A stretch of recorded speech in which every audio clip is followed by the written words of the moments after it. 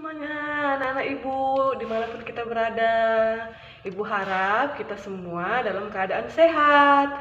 Nah, hari ini kita kembali lagi belajar dari tema 8, subtema 1, keragaman bangsa Indonesia. Di Indonesia, terdiri dari banyak budaya. Nah, apa itu budaya? Budaya adalah segala sesuatu yang dihasilkan oleh akal budi manusia. Nah, sekarang apa-apa saja budaya yang ada di Indonesia? Nah, Indonesia itu terdiri dari bahasa daerah, pakaian adat, tari tradisional, rumah adat, alat musik, lagu daerah, dan juga ada upacara adat. Sekarang kita akan membahas satu-satu dari budaya bangsa Indonesia. Yang pertama itu ada bahasa daerah.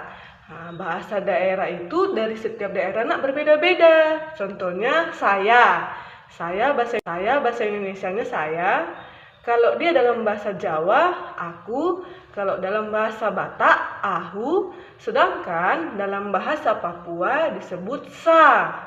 Nah, begitu juga dengan budaya rumah adat. Nah, rumah adat juga berbeda-beda di setiap daerah. Contohnya apa? Rumah adat di Sumatera Utara disebut rumah bolon. Sedangkan rumah gadang dari daerah mana, Dari daerah Sumatera Barat. Nah, kita sekarang masuk ke pakaian adat yang ada di Indonesia.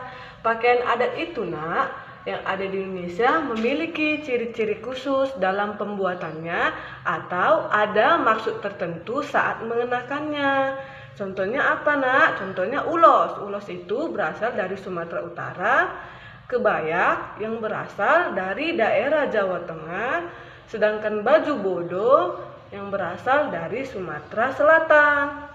Sekarang kita masuk ke budaya tradisional tari.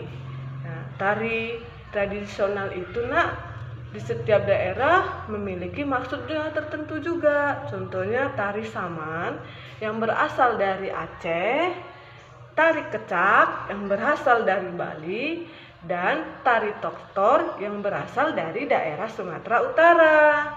Sekarang kita masuk ke kesenian tradisional adalah alat musik. Contohnya apa, Contohnya itu angklung. Angklung itu berasal dari daerah Jawa Barat, sedangkan sasado berasal dari daerah Nusa Tenggara Timur.